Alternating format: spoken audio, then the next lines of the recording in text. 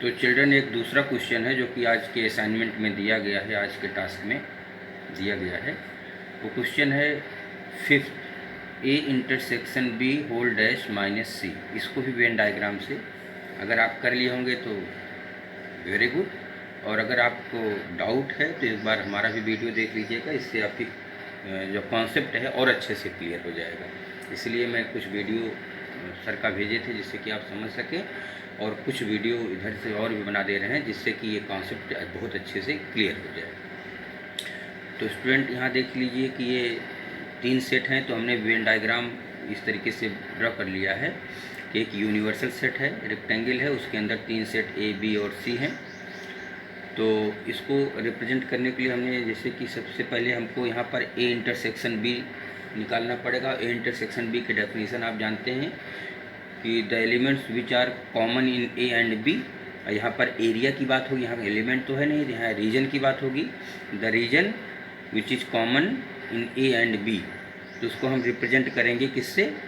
Horizontal line से। तो ए और बी दोनों सेट यहाँ दिख रहे हैं, और जो दोनों में कॉमन एरिया वो देखिए ये दिख रही है, और इसको हम क्या कर रहे हैं? हॉरिजॉन्टल लाइन से शेड कर रहे हैं। ये रीजन हमारा कहलाएगा ए इंटरसेक्शन बी।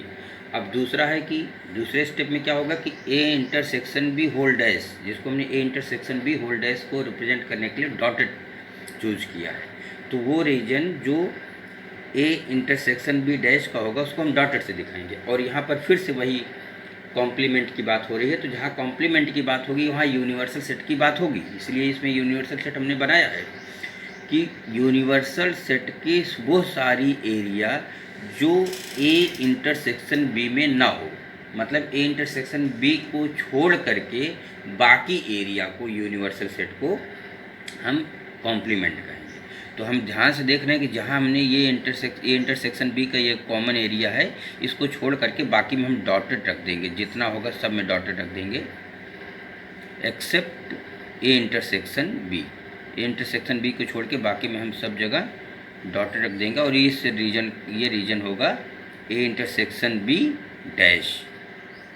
ये हमने देखिए इतना छोड़ दिया, बाकी सब में हमने डॉटेड को रख दिया, पूरा रीजन हो गया। अब फाइनल स्टेप है that is A intersection B dash minus C. यहाँ पर माइनस की बात आती है, तो ये एक नया टॉपिक है कि ए माइनस बी का मतलब हुआ कि those elements which are in A but not in B, that is A minus B. A minus B equal to A के सारे एलिमेंट्स जो बी में ना हो। तो इसका मतलब कि ए इंटरसेक्शन बी डैश का मतलब हुआ कि इसकी सारी एरिया हम लेंगे, सारा रीजन को लेंगे, लेकिन वो सी में नहीं होना चाहिए, ये ध्यान रखना है कि सी को छोड़ करके। तो हम यहाँ पे देखते हैं कि ये हमारा जो डॉटेड एरिया है, जितना भी डॉटेड रीजन है, उसमें से जहाँ सी होगा उसको हमको छोड़ना पड़ेगा, सी को एकदम पूर्ण रूप से छोड़ना पड़ेगा। तो बाकी में हम क्या लिखेंगे? इसको इंडिकेट करेंगे प्लस से, तो सी को बचाते हुए हम देखिए यहाँ से हम प्लस लगाते चले जा रहे हैं। जहाँ सी है उसको हम छोड़ते जा रहे हैं, जहाँ सी है उसको हम अवॉइड कर रहे हैं, सी को छोड़ करके बाकी जहाँ डॉटेड होगा उसको हमको प्लस बनाना पड़ेगा।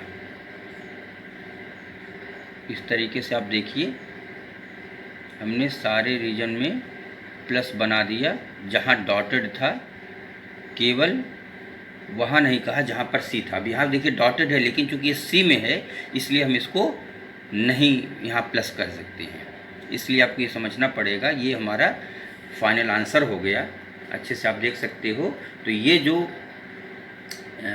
प्लस वाली एरिया आती है ये हमारा फाइनल है। तो जितनी रीजन में प्लस है, प्लस दिख रहा है, इतना रीजन ही इसका फाइनल सोल्यूशन हुआ वेन डायग्राम का।